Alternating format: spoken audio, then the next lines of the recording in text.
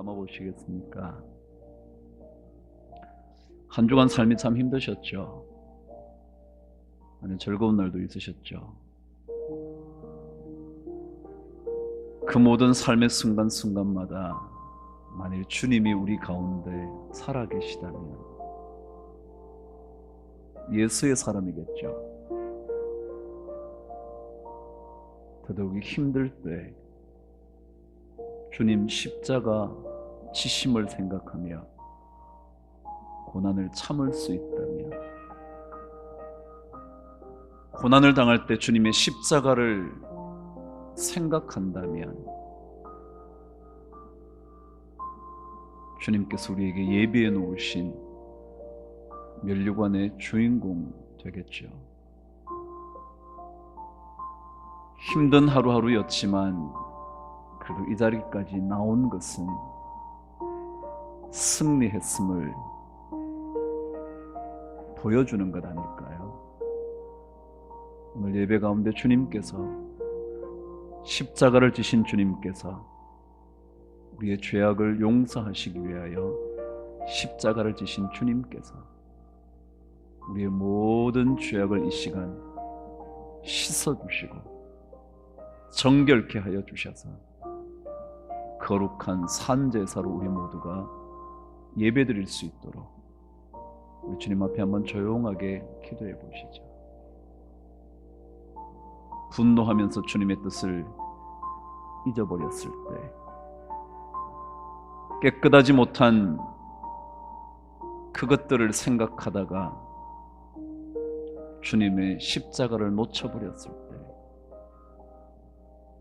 세상과 나도 모르게, 아니 의도적으로 손붙잡고 주님 섬기는 것을 놓쳐버렸을 때,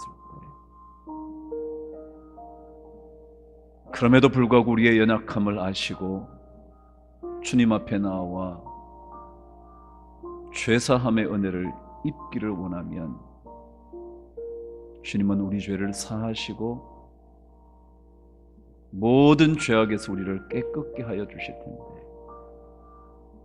그 주님을 오늘 이 시간 만나고 정결한 주의 백성 되어 다시 한번 세상으로 향하여 거룩한 길을 걸을 수 있도록 이제 한번 주님 앞에 기도해 보시죠. 험한 십자가지만 우리를 구원한 십자가이고, 고통의 십자가였지만 그 십자가 때문에 우리의 영혼이 살아나게 되었으니 우리가 그래도 최후 승리를 얻을 때까지 십자가 붙들면서 한번 걸어가 보죠. 이게 믿음의 생활이고 이게 성도들의 발걸음일 겁니다. 한 주 한 주 성전으로 나올 때마다 우리의 신앙의 깊이가 더욱더 깊어지게 하시고, 신앙으로 말미암아 성품도 조금씩 변화되게 하셔서 예수 믿는 나로 인하여 이 땅이 조금이라도, 내 주변의 사람이 조금이라도 행복을 느끼고 기쁨을 느낄 수 있도록, 그래서 주님을 바라볼 수 있도록 우리의 삶과 영혼을 다스려 주옵소서. 주님께서 다시 오실 그날까지 주님의 십자가 붙들고 그 길 잘 걷는 은혜가 있도록, 험한 십자가의 주가 흘린 험한 십자가에 주가 흘린 피, 믿는 마음으로 바라보니, 믿는 마음으로 바라보니 나를 용서하고 내 죄, 나를 용서하고 내 죄 사하시며 주가 흘리신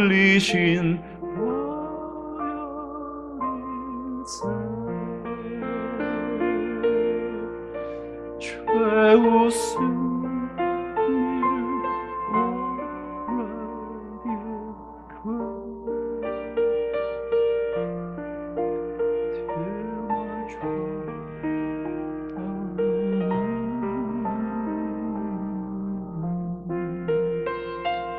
빛난 멸류관 빛난 멸류관 바퀴가 험한 그 십자가 험한 십자가 부드러 험한 십자가 험한 십자가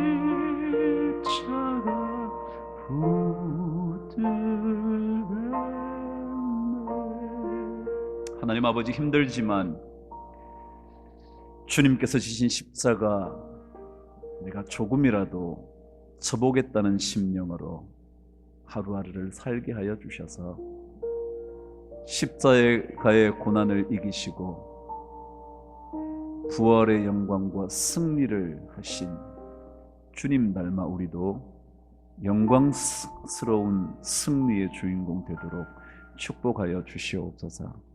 오늘 우리 성도들 중에 힘든 성도들 특별히 기억하셔서 한 성도라도 말씀 때문에 찬송 때문에 기도하는 순간에 주님의 능력을 덧입게 되는 큰 은혜를 허락하여 주시옵소서.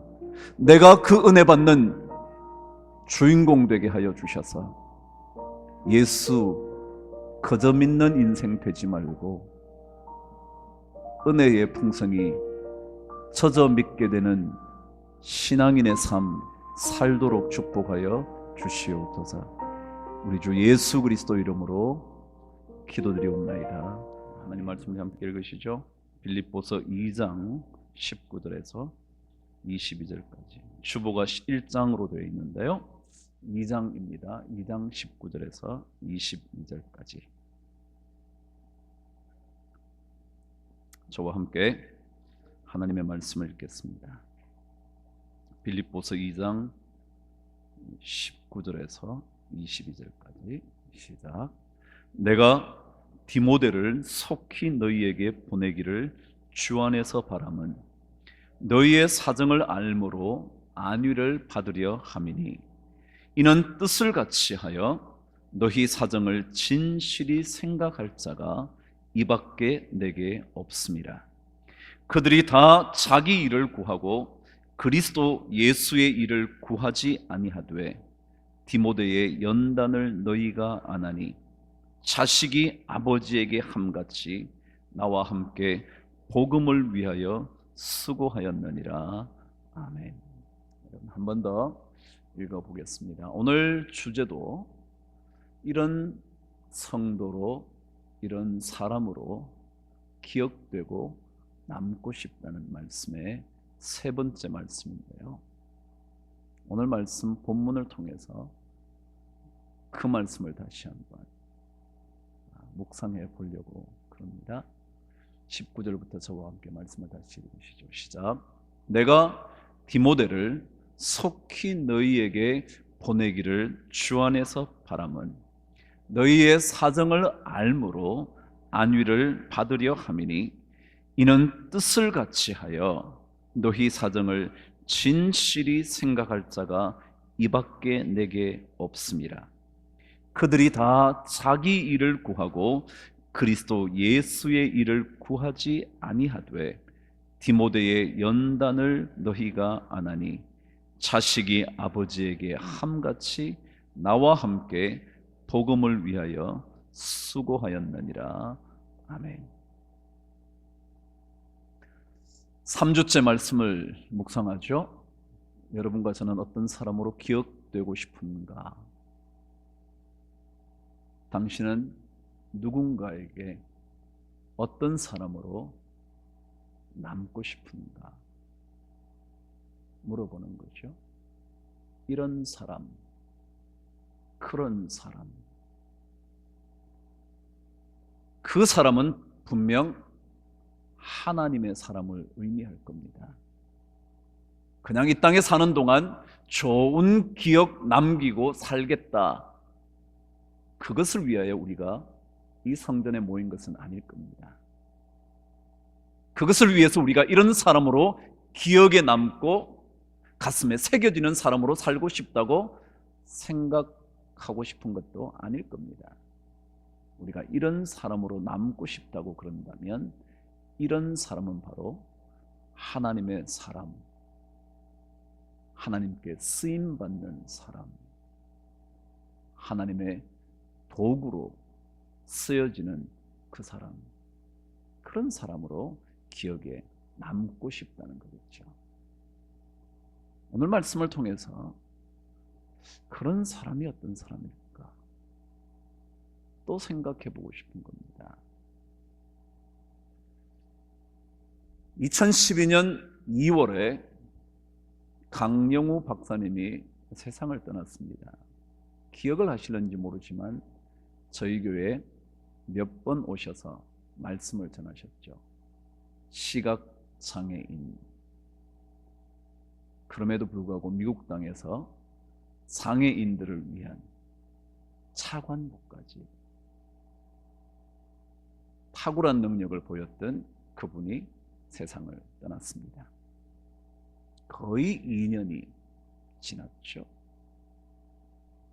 근데 그분이 2011년 연말쯤에 암 진단을 받으면서 시한부 인생이라는 것을 듣게 됩니다. 스티브 잡스가 끝내 극복하지 못했던 췌장암이라는 선고였죠. 2011년 연말에 진단을 받은 후 몇 개월도 채 되지 않아 그 다음 해인 2012년 2월에 그는 세상을 떠났습니다. 근데 그분이 세상을 떠나고 난 다음에 그분이 떠나기 전에 썼던 마지막 편지들이 공개되기 시작을 했습니다. 먼저 그를 알고 있었던 수많은 지인들에게 편지를 보낸 겁니다. 물론 이메일로 보냈지만 그 이메일이 이렇게 적혀져 있었습니다.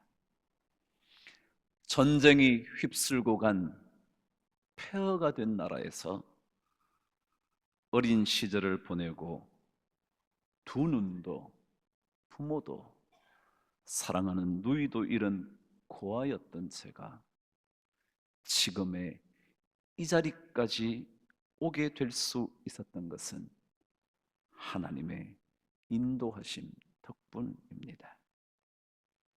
저는 두 눈을 잃었지만 한평생 살면서 너무나 많은 것을 얻었습니다.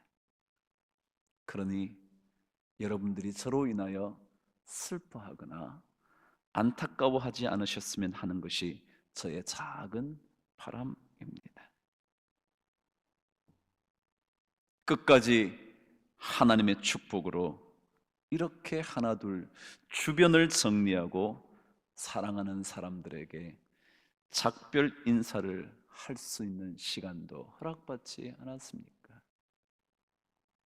여러분으로 인하여 저의 삶이 더욱 사랑으로 충만하였고 은혜로웠습니다. 감사합니다.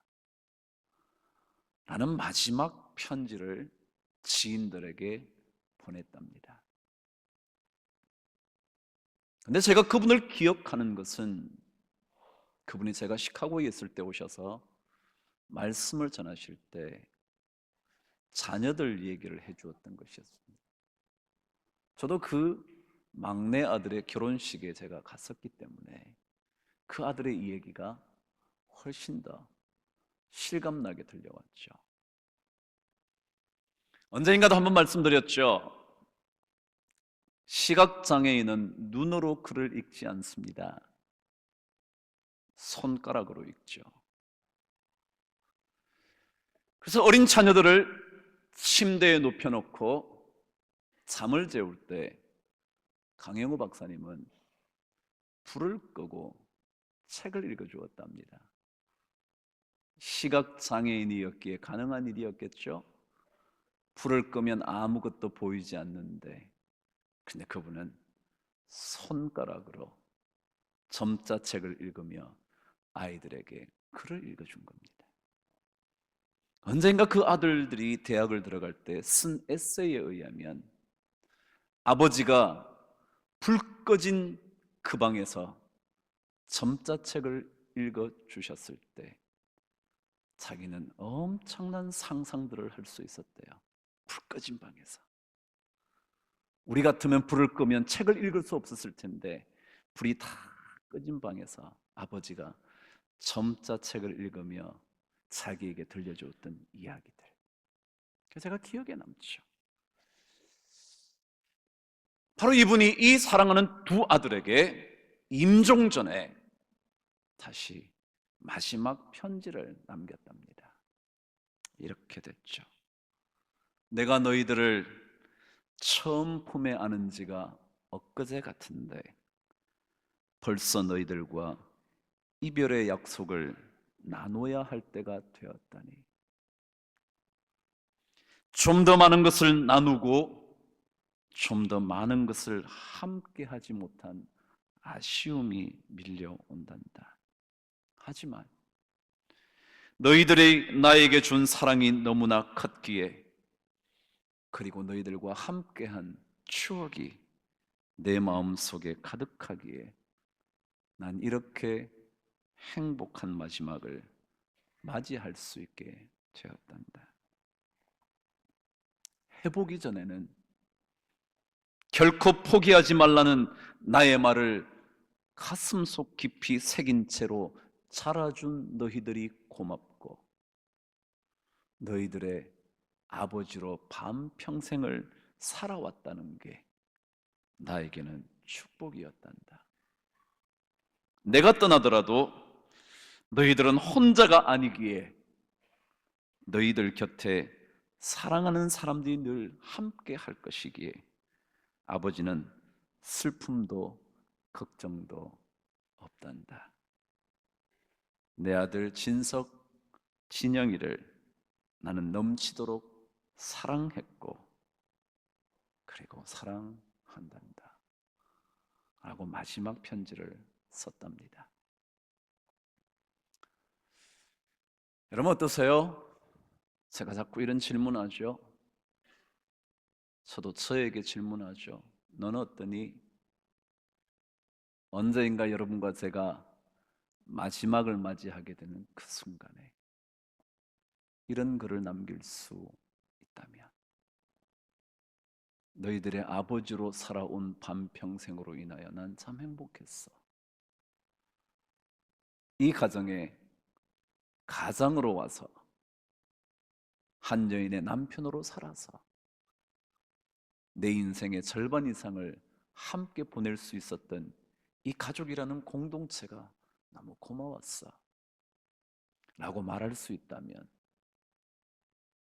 당신을 만나서 참 행복했다고 말할 수 있다면, 그러고는 그가 자신의 아내에게 마지막 편지를 남깁니다.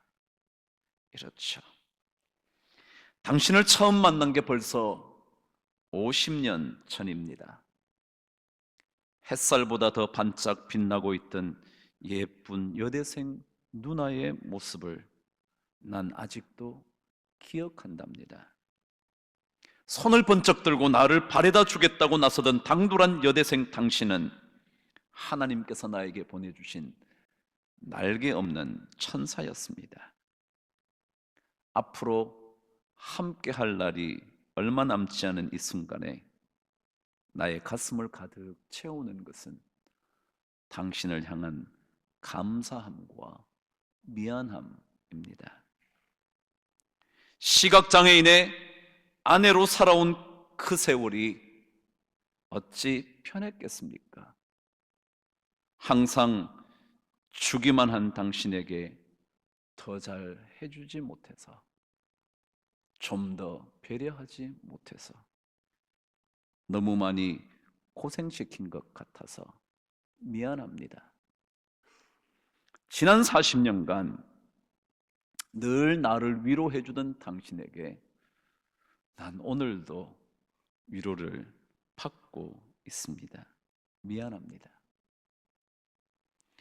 더 오래 함께 해주지 못해서 미안합니다. 내가 떠난 후에 당신이 겪게 될 외로움과 슬픔을 함께 해주지 못할 것이라서 나의 어두움을 밝혀주는 촛불, 사랑합니다. 사랑합니다. 사랑합니다. 그리고 고마웠습니다. 나는 편지를 남겼죠. 여러분 어떻게 남고 싶은가요? 어떻게 기억되고 싶은가요? 여러분이나 저나 그 마지막의 순간은 반드시 올 텐데 여러분과 제가 이별해야 할, 작별을 나눠야 할 시간이 반드시 올 텐데 여러분의 자녀들과 아쉬운 손을 놓아야 할 그 순간이 반드시 올 텐데 지나고 보면 사실 미안한 게 더 많은 인생임에 분명해서 강영호 박사와 비슷한 얘기를 우리가 남긴다면 다 그렇게 남길 수밖에 없는 인생일 텐데 여러분 어떤 인생을 살고 싶으세요? 오늘 말씀은 사도 바울에게 참 많은 동역자들이 있었을 텐데 그 중에 한 사람을 얘기합니다. 사도 바울은 전도 여행을 3차까지나 했습니다. 수많은 도시들을 방문했습니다. 수많은 도시들에서 교회를 세우기 시작했고 그곳에서 많은 동역자들을 만나기 시작을 했습니다. 그 수많은 사람들, 제가 기억하기에도 좋게 10명을 넘은 그 사람들, 마가, 누가, 실라, 바나바, 두기고, 브리스길라와 아굴라, 베베, 그 누구든지 빌레몬, 오네시모, 오네시보로 생각만 해도 자꾸만 떠오르는 그 많은 동역자들 중에 누가 가장 기억에 남았을까? 누가 가장 기억에 남았을까? 저 오늘 이 한 사람의 얘기를 통해 사도 바울의 인생에, 사도 바울의 주를 향한 인생에 잊혀지지 않는 한 사람, 그 사람 얘기를 나누려고 합니다. 오늘 20절 말씀은 이 사람에 대하여 이렇게 설명을 하죠. 시작. 이는 뜻을 같이 하여 너희 사정을 진실이 생각할 자가 이밖에 내게 없음이라 그랬습니다. 사도 바울은 디모데에 대하여 어떻게 표현하고 있냐 하면 뜻을 같이 하여 사정을 알아주고 생각해 주는 사람은 이밖에는 그 사람밖에 내게 없다. 아무도 없다. 수많은 동역자들이 있지만 여전히 기억에 남기도 하긴 하지만 결코 잊혀지지 않을 한 사람이 있는데 그 사람은 디모데라는 사람이지 라고 설명을 하고 있습니다. 디모데는 루스드라 지역의 사람이었습니다. 사도 바울이 1차 전도 여행을 떠났을 때 루스드라 지역에 들어가서 복음을 전했는데 사실 1차 전도 여행의 가장 중요한 열매 하나가 있다면 그것은 바로 디모데의 회심이었습니다. 헬라, 다시 말하면 이방의 삶을 살아왔던 그가 사도 바울의 복음을 듣고 삶을 송두리째 바꾸어 버린 그 사람의 회심. 사도 바울이 쓴 편지 중에 개인에게 쓴 편지로는 이것보다 더 길게 쓴 적이 없는 디모데 전후서를 쓰게 된 디모데. 2차 전도 여행 때 다시 루스드라를 찾았더니 이미 그는 예수 그리스도를 만난 이후에 삶이 변화되어서 사도행전 16장 2절에 보면 그가 이미 수많은 사람들에게 예수 그리스도의 사람으로 칭찬을 받고 있었다고. 평가를 받았던 그래서 디모데에게 편지를 쓰면서 너는 믿음으로 내가 낳은 아들이라고, 고린도후서에도 너는 내 아들이라고, 디모데후서에도 너는 내 믿음의 아들이라고. 오늘 말씀 그대로 너 같은 사람 아무도 없어. 너밖에 다른 사람 있을 수 없어 라고 말했던 그 사람, 사도 바울에게 결코 잊혀지지 않는 한 사람, 그 사람이 있다면 바로 디모데였다는 거죠. 그래서 오늘 디모데를 통해서 어떤 사람으로 살면 결코 잊혀지지 않는 한 사람이 될 건가? 여러분이 누군가에게 어떤 사람일까? 여러분은 여러분의 남편에게 어떤 아내 기억 남을까? 여러분은 아내에게 어떤 남편으로 기억될 것인가?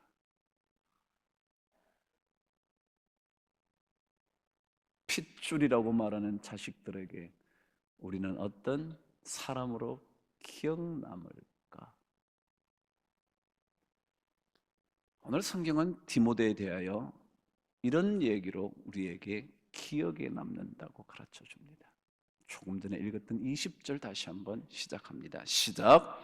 이는 뜻을 같이 하여 너희 사정을 진실이 생각할 자가 이밖에 내게 없습니다. 첫 번째 뭐냐면 디모데는 사도 바울과 뜻을 같이 한 사람이었다. 그런 사람이 기억에 남는다. 뜻을 같이 했다.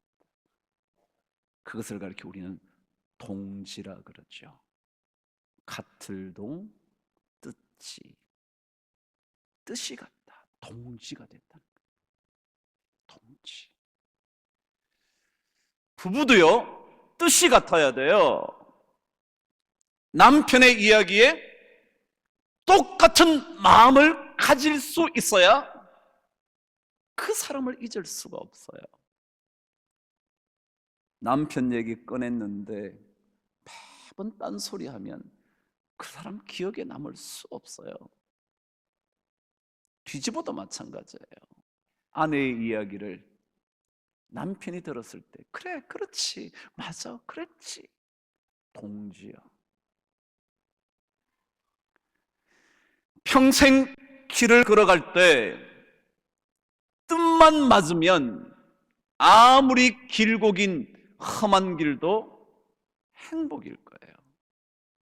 그런데 뜻이 맞지 않으면 아무리 짧은 순간도 고통스러운 길고 긴 시간에 불과할 거예요. 근데 여러분, 여기에 뜻을 같이 한다는 단어는 헬라어의 이솝슈카스라는 단어랍니다. 근데 이 단어는 두 개의 단어의 합성어입니다. 한 단어는 이서스라는 단어, 다시 말하면 동일한이란 단어와 또 다른 한 단어가 푸시케, 들어보신 적이 있으시죠? 영혼이라는, 우리 인간이 영혼으로 되어 있다 그래서 푸시케. 다시 말하면 하나님께서 숨을 불어넣었다고 말할 때 그 숨과 똑같은 호흡이라는 말, 그것의 헬라어 단어인 푸시케, 이 두 가지가 합쳐졌대. 다시 말하면 동일한 영혼을 가졌다라는 뜻이랍니다.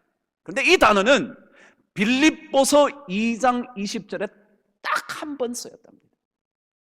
다시 말하면 사도 바울이 얼마나 디모데를 자기 자신과 똑같은 인물이라고 생각했느냐 하면 다른 곳에서는 한 번도 쓰지 않고 여기에서만 쓰고 있다는 겁니다. 다시 말하면 디모데, 그 사람 나야. 나하고 똑같아. 그 사람 어떤 사람이냐고? 나 보면 알아. 아니, 내가 어떤 사람이냐고? 디모데 보면 알아. 그 사람은 바로 나와 동일한 영혼을 가졌어. 호흡을 같이 해. 내가 마시는 공기를 그도 들이마시고, 내가 하고 있는 생각을 그도 하고 있고, 그게 바로 뜻을 같이 한 동지, 이솝시카스라는 단어래요.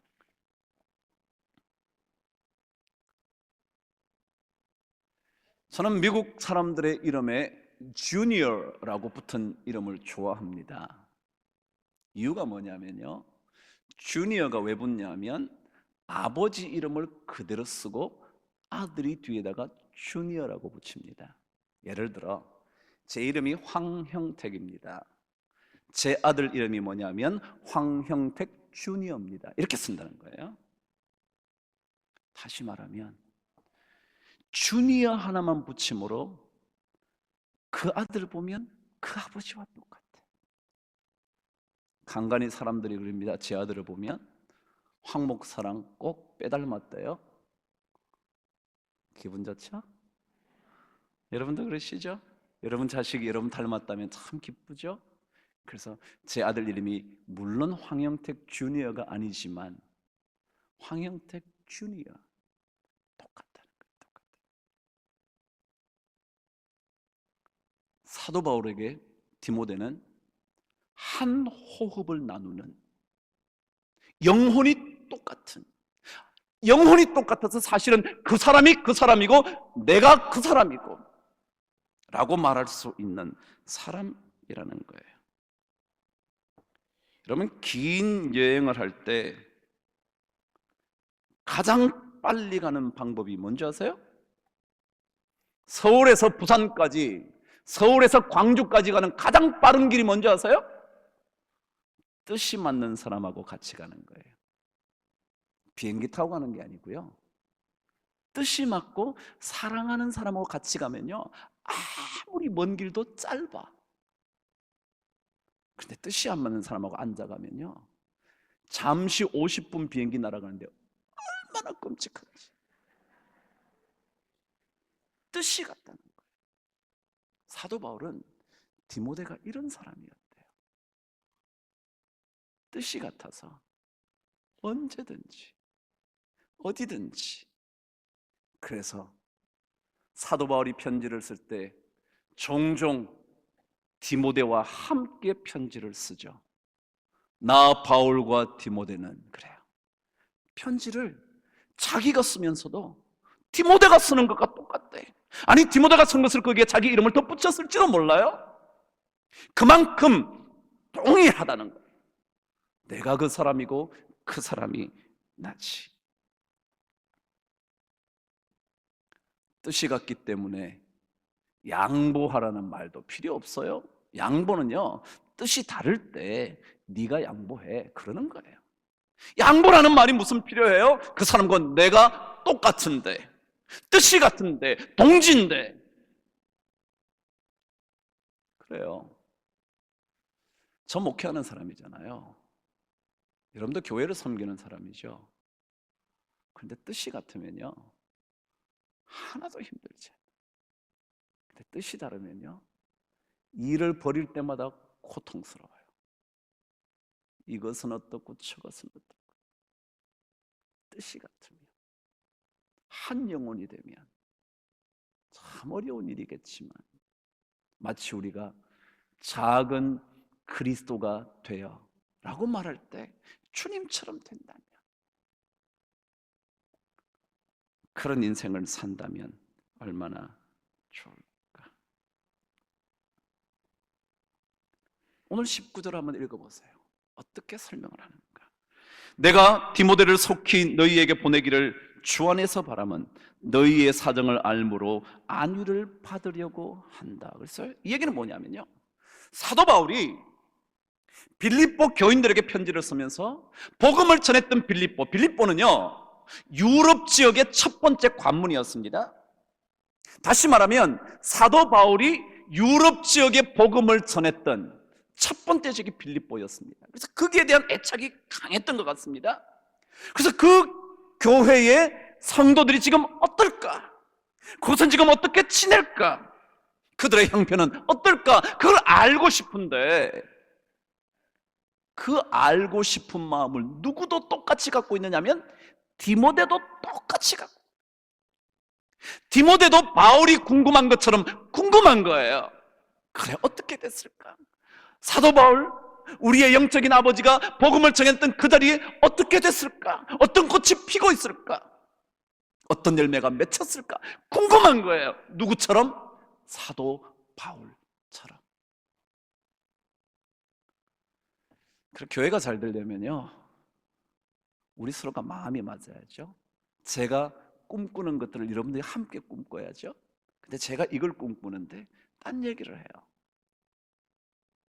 이곳에다가 지금 비료를 줘야 되는데 크게 비료 주기 싫대요. 다른 데 주고 싶대요. 이 마음이 안 맞았어요. 꽃을 피울 수가 없어요. 열매를 맺을 수가 없어요. 목회가 점점 더 어려워져요. 목회에 손을 떼죠. 그런 거예요. 그런데 오늘 성경은 내가 거기에 대해서 알고 싶은데, 사도 바울이 알고 싶은데, 그 사도 바울이 알고 싶은 심정과 똑같이 디모데도 사정을 알고 싶은 거예요. 너희 사정을 진실하게 생각해 줄 그 사람이 하나가 있는데, 디모데야, 그게 나지. 내가 복음 전했는데, 그곳에 교회를 세웠는데, 그것이 얼마나 궁금한데, 감옥에 갇혀 있는 내가 너무너무 궁금한데, 이 궁금한 것을 알고 싶어 하는 사람, 나 같은 사람 또 하나 있어. 디모데야, 그 뜻을 같이. 사도 바울이 간절한 것처럼 디모데도 그렇게 간절하게 사도 바울이 알고 싶었던 빌립보 교인들의 형편을 디모데도 그렇게 간절하고 진실하게 알고 싶어 하는 것.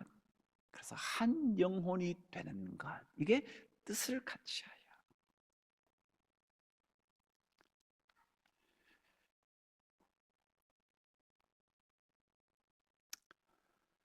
두 번째가, 오늘 성경은 19절 20절에 등장한 단어 하나, 이런 단어죠.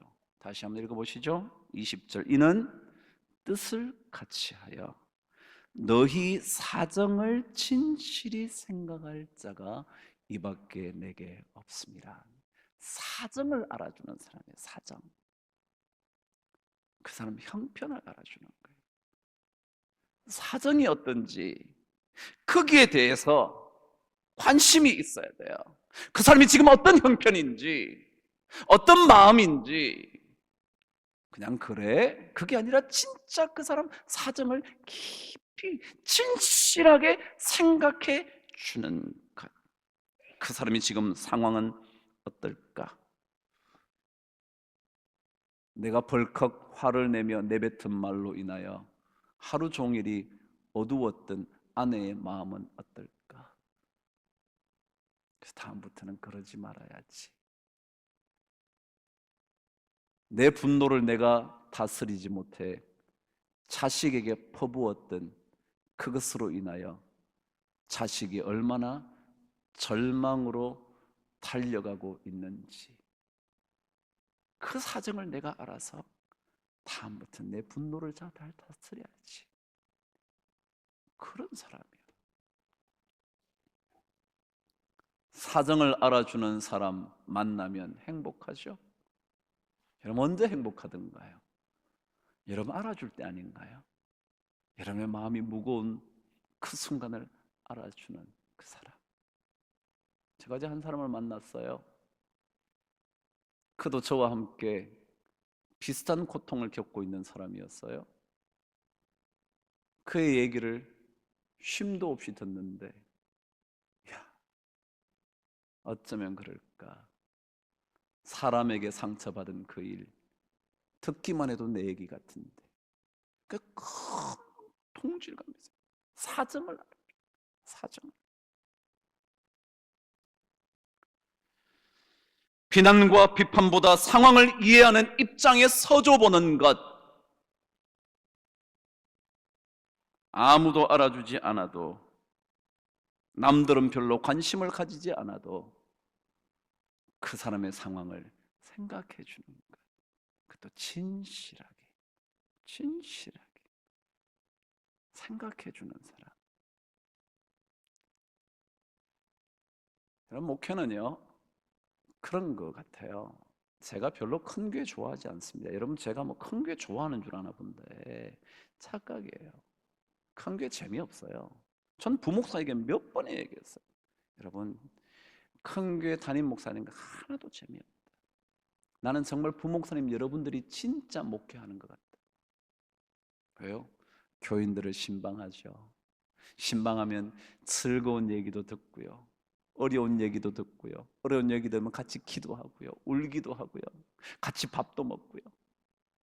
저는 전부 다 공식적인 일로 밥 먹어. 그런 밥은요 맛이 없어요, 여러분.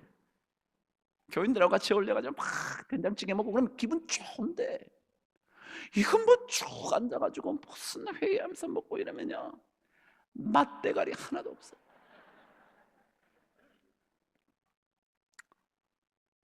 목회는 사정을 알아야 되거든요. 제가 이 민교회에서 저희 교회 가장 부흥이 한 1000명쯤 됐어요. 제가 해보니까 1000명은 다 알겠더라고요. 저는요 1000명은 다 알겠어요. 그 자식 이름도 다 알아. 아, 그 걔 잘 있냐고. 진짜요. 그게 뭐예요? 사정을 아는 거예요. 큰 교회 하나도 재미없어요. 저는 이거는 그냥 행정하는 거예요. 비전을 나누고 뭐 그냥 뭐 일 처리하는 거 어떻게 하고 뭐 그다음에 뭐 돌아다니면서 회의하고 뭐 이거밖에 없어. 여러분, 이건 재미가 없어.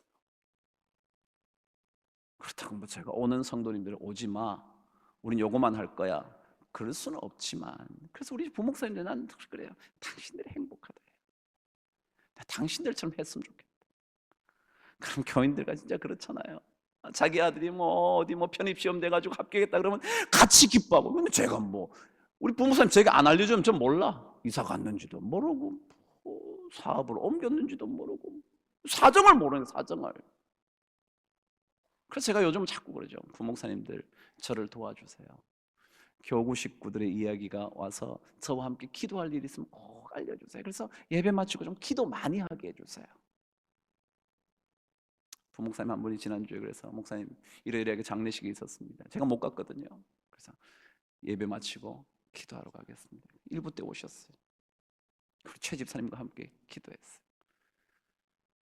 그 남편 되시는 80세를 넘으셨는데 세상을 떠나셨어요. 제가 그 집사님에게, 최 집사님께 그랬어요. 저희 어머님 뵈니까 아버님께서 몸이 불편하셔도 살아계신 것이 좋으셨던 것 같습니다. 큰 사람도 앞으로 아마 외로우실 때 많을 겁니다. 저는 우리 어머님이 외롭다는 거 얘기 들었거든요. 그럼 그렇잖아요. 불편하셔도 누워 계시는 남편이 있는 것과 여러분 없는 것은 차이가 많아요. 저희 어머님께서 아무도 없는 집에 밤을 지낼 때 너무 힘들다. 늙어서 뭐 전기가 찌릿찌릿하겠어요. 뭐 아무 재미도 없는 남편이겠지만 그런 거예요. 그런 게 좋은 거잖아요. 그래서 우리 부모님께 열심히 목회하시라. 담임 목사 꼭 되려고 그러지 마라. 여러분 맡겨진 교구 잘하면 그 담임 목회가 담임 목회.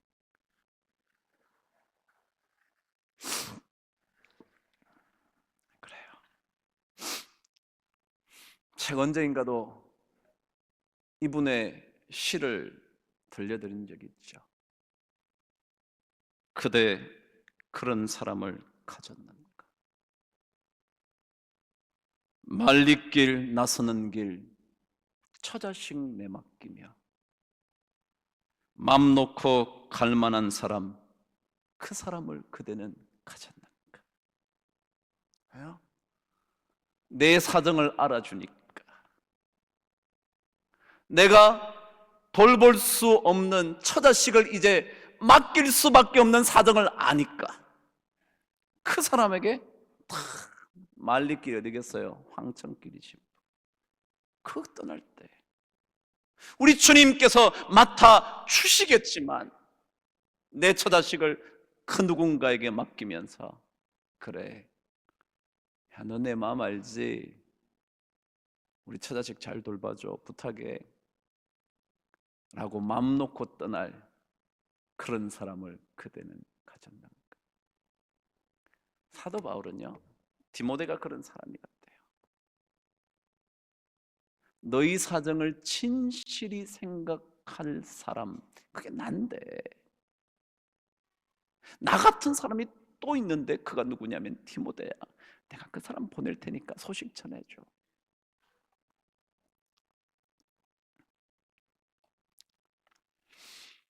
결론하죠. 뭐 너무 많이 됐죠. 짧게 결론을 하죠. 세 번째가 뭐냐면 이런 사람으로 기억 남으면 좋겠다. 22절에 읽으시죠. 시작. 디모데의 연단을 너희가 안 하니 자식이 아버지에게 함같이 나와 함께 복음을 위하여 수고하였느니라. 어떤 사람이 기억에 남냐면 자식이 아버지에게 함과 같이. 요즘 자식은 호로 자식이 많아서 잘 모르겠지만 그래도 자식이 아버지에게 한다. 그건 어떤 마음이냐면 저는 제일 먼저 떠오르는 생각이 그래, 부모에게 순종하는 자식. 그렇잖아요? 순종하는 자식. 아버지가 비록 자기 마음에 들지 않는 아버지여도 순종하는 자식. 술 먹고 행패 부리는 아버지지만 그를 부축하며 아버지 힘드셨죠? 아버지 너무 힘드시죠? 술 안 마시면 못 견디시겠죠? 라고 말할 수 있는 자식이요. 그런 자식 참 좋지 않나요? 아버지 보고 제가 술 마시라는 것도 아니지만 그런 자식 좋은 자식 아닌가요?